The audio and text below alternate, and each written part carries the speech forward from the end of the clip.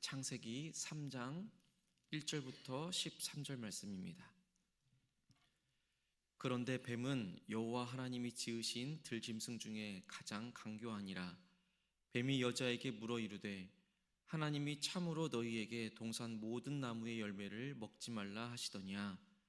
여자가 뱀에게 말하되 동산 나무의 열매를 우리가 먹을 수 있으나 동산 중앙에 있는 나무의 열매는 하나님의 말씀에 너희는 먹지도 말고 만지지도 말라 너희가 죽을까 하노라 하셨느니라. 뱀이 여자에게 이르되 너희가 결코 죽지 아니하리라. 너희가 그것을 먹는 날에는 너희 눈이 밝아져 하나님과 같이 되어 선악을 알 줄 하나님이 아심이니라. 여자가 그 나무를 본즉 먹음직도 하고 보암직도 하고 지혜롭게 할 만큼 탐스럽기도 한 나무인지라. 여자가 그 열매를 따먹고 자기와 함께 있는 남편에게도 주매 그도 먹은지라. 이에 그들의 눈이 밝아져 자기들이 벗은 줄을 알고 무화과 나무 잎을 엮어 치마로 삼았더라. 그들이 그날 바람이 불 때 동산이 거니시는 여호와 하나님의 소리를 듣고 아담과 그의 아내가 여호와 하나님의 낯을 피하여 동산 나무에 숨은지라. 여호와 하나님이 아담을 부르시며 그에게 이르시되 내가 어디 있느냐.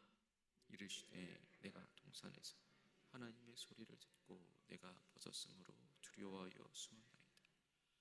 이르시되 누가 너의 벗었음을 내게 알렸느냐. 내가 내게 먹지 말라 명한 그 나무 열매를 내가 먹었느냐. 아담이 이르되 하나님이 주셔서 나와 함께 있게 하신 여자 그가 그 나무 열매를 내게 주므로 내가 먹었나이다. 함께 읽겠습니다. 여호와 하나님이 여자에게 이르시되 내가 어찌하여 이렇게 하였느냐. 여자가 이르되 뱀이 나를 꿰므로 내가 먹었나이다. 아멘. 하나님께서 이 말씀 통하여서 우리에게 은혜 주시기를 원합니다.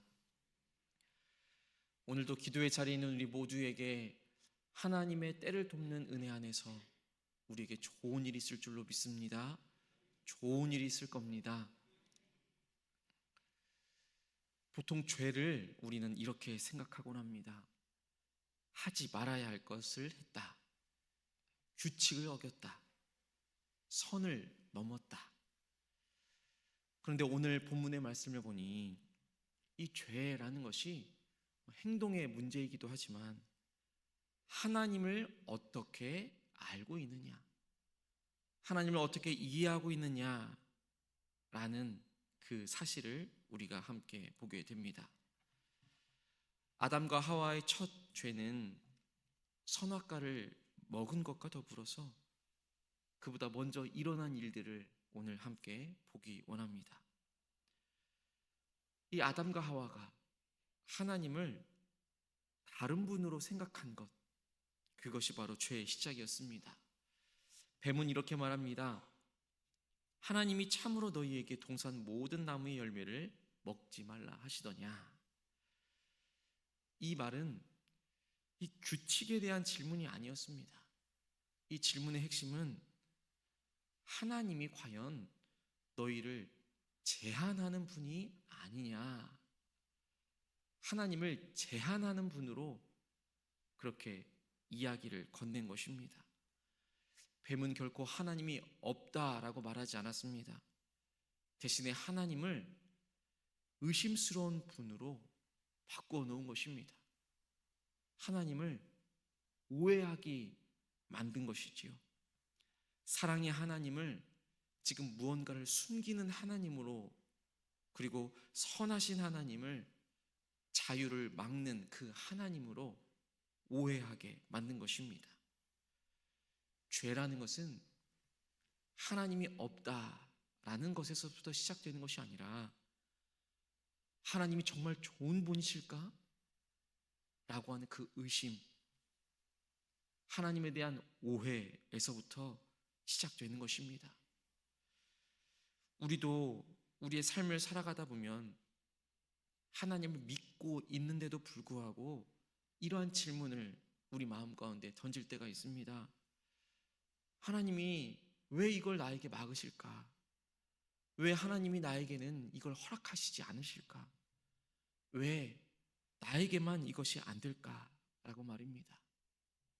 그 순간 우리는 하나님을 떠나는 것이 아니라 하나님을 내 입맛에 맞게 바꾸고 있는 중인 것입니다. 하와는 하나님의 말씀을 알고 있었습니다. 그런데 이렇게 말했지요. 먹지도 말고 만지지도 말라. 너희가 죽을까 하노라. 창세기 2장 17절의 말씀을 보십시오. 하나님께서는 분명 선악을 알게 하는 나무의 열매는 먹지 말라. 내가 먹는 날에는 반드시 죽으리라. 이렇게 말씀해 주셨습니다. 그런데 그것을 먹지도 말고 만지지도 말고 너희가 죽을까 하노라 라고 이해했던 것이지요.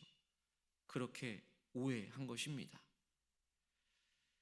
하나님의 말씀에는 인간의 생각이 더해지는 그 순간에 그 말씀이 더 거룩해지는 것이 아니라 더 왜곡되어지는 것을 볼 수 있습니다. 하나님을 믿고 하나님을 신뢰하면서도 이것은 너무 과한 것 아닌가? 아니, 이 정도는 괜찮겠지 라고 생각하는 것 아주 위험한 생각입니다.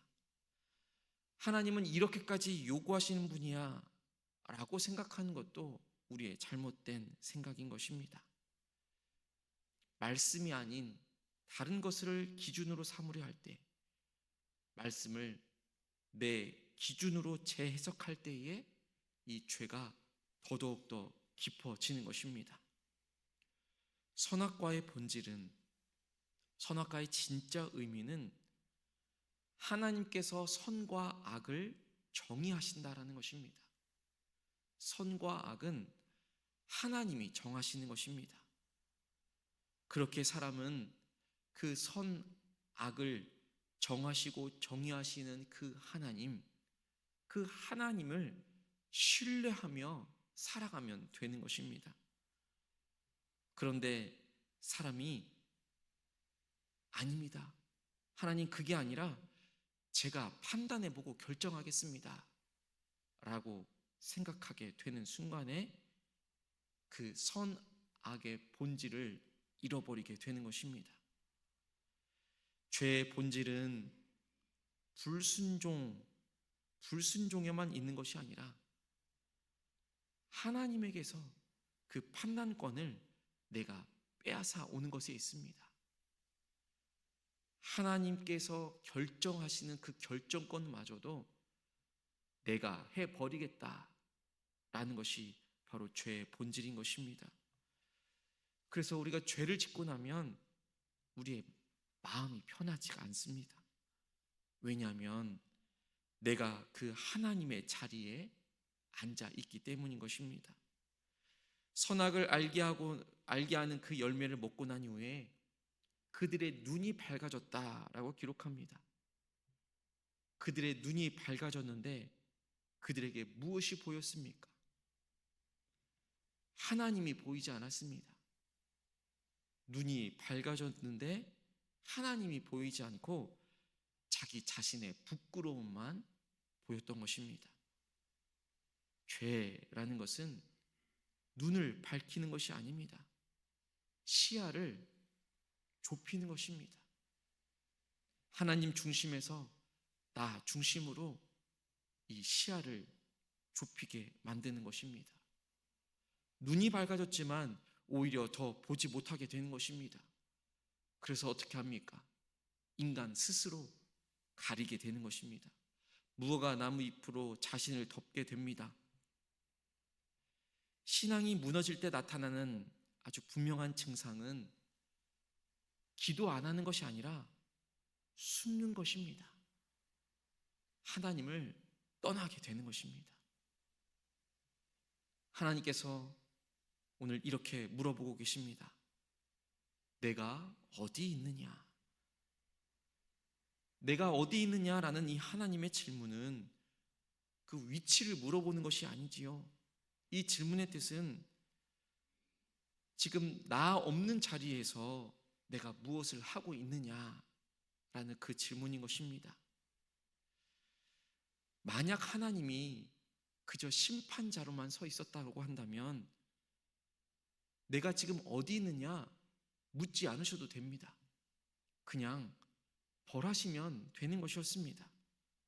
그런데 하나님은 참 사랑의 하나님 아버지이시고 우리에게 참 자유의지를 주신 하나님이셨기 때문에 찾으신 것입니다. 내가 어디 있느냐 다시금 찾으셨던 것입니다. 오늘 우리는 이 하나님의 부름 앞에 다시금 서기를 원합니다. 하나님의 질문 앞에 아담과 하와의 반응은 아담은 여자를 탓합니다. 그리고 여자는 뱀을 탓합니다. 내가 어디 있느냐라는 그 질문 앞에 다시금 하나님 앞에 올바로 선 것이 아니라 변명하게 되는 것이지요. 죄는 고백보다는 변명을 먼저 가르치는 것입니다. 이 변명이라는 것이 나를 지키는 것 같지만 사실은 하나님과 거리를 더 멀게 하는 것입니다. 우리의 자녀들이 무언가 잘못했을 때에 그 잘못한 것을 있는 그대로 시인할 때에는 금세 용서가 됩니다.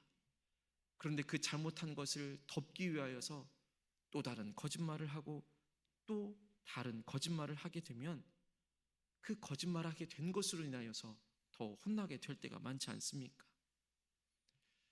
하나님께서는 완벽한 사람을 찾으시는 것이 아닙니다. 정직한 사람을 찾으십니다. 하나님만을 신뢰하는 그 사람을 찾으시는 것입니다. 우리는 하나님을 떠난 적이 없다라고 생각할지 모르지만 어느새 하나님을 바꾸고 있지는 않습니까? 오늘 이 새벽 다시 하나님을 하나님 자리에 모실 수 있기를 원합니다. 결정의 자리에 내가 있는 것이 아니라 하나님이 앉으시도록 하기를 간절히 소망합니다. 오늘 하루를 살아갈 때에 내 마음의 중심에, 내 삶의 중심에 과연 하나님이 계신지를 다시 한 번 더 되돌아보기를 원합니다. 그리고 다시금 내가 어디 있느냐라는 그 질문 앞에 우리가 서기를 원합니다. 함께 기도하겠습니다. 하나님 아버지, 오늘 다시금 우리가 하나님 앞에 서게 하여 주시니 감사를 드립니다. 하나님, 때로는 우리가 주님을 의심하며 살아가고 있지는 않습니까?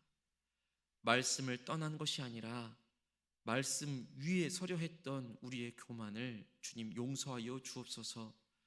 선악을 판단하는 바로 그 자리에 우리가 앉으려 했음을 용서하여 주옵소서. 다시금 하나님을 하나님의 자리에 모시게 하여 주옵소서. 결정의 자리에, 기준의 자리에, 중심의 자리에 주님이 계시게 하여 주옵소서. 숨지 않게 하시고 변명하지 않게 해주시며 다시금 신뢰함으로 시작할 수 있는 우리 모두가 될 수 있도록 인도하여 주옵소서. 내가 어디 있느냐라는 그 질문 앞에 우리가 다시 서게 하여 주옵소서. 하나님 아버지, 오늘은 나라와 민족을 위하여 기도합니다. 이 대한민국의 수많은 지도자들이 하나님을 경외하는 마음을 갖게 하여 주옵소서. 하나님을 알고 또 하나님을 두려워하며 하나님을 믿는 민족의 지도자들이 더 많이 세워질 수 있도록 인도하여 주옵소서. 정치, 경제, 사회, 문화, 외교, 국방, 교육, 의료 여러 분야들 가운데 하나님의 진리가 세워지게 해주시고 정의가 굳게 서게 하여 주옵소서. 혼란 가운데서도 하나님께서 세워주시는 그 은혜 안에서 균형을 이루고 조화를 이루어갈 수 있도록 은혜를 베풀어 주시옵소서. 하나님, 저 북녘 땅을 위하여서도 기도합니다. 여전히 하나님의 위로와 자유가 필요한 사람들이 너무나도 많습니다. 하나님, 복음의 문이 활짝 열려지게 하여 주시옵소서. 하나님의 놀라운, 하나님의 크신 그 사랑과 은혜가 저 북녘 땅에도 임하게 하여 주옵소서. 충만하게 성령 하나님의 놀라운 은혜를 채워 주시옵소서. 하나님, 하나님께서 오늘도 우리를 살아갈 수 있도록 인도하여 주시는 줄로 믿습니다. 우리가 살아가는 그 삶의 자리에서 우리가 앞서 나아가고 우리가 그 삶의 기준에 서 있는 것이 아니라 오직 하나님의 귀한 말씀이 우리의 앞에 서 있고 하나님이 우리의 삶의 기준이 되어줄 수 있도록 인도하여 주옵소서. 오늘 하루를 살아갈 때에도 하나님께서 주시는 분별력으로 살아낼 수 있는 지혜가 있게 하여 주옵소서. 예수 그리스도의 이름으로 간절히 기도하옵나이다. 아멘.